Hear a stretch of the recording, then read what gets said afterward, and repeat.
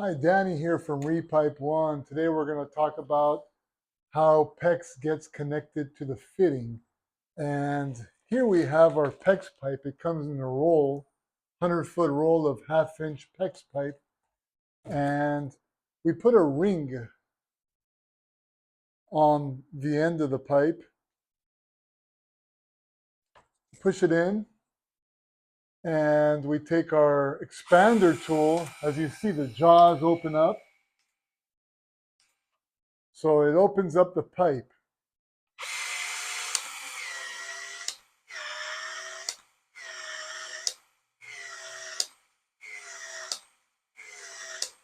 It expands the pipe, and we could take our fitting and just put the fitting right inside, and the pipe and the ring always squeeze, and they're always trying to get back to their original state. And basically, it's a cross-linked polyethylene pipe with a 25-year warranty from the manufacturer. We give a lifetime warranty on the installation, and we love the PEX pipe. We recommend it. Give us a call.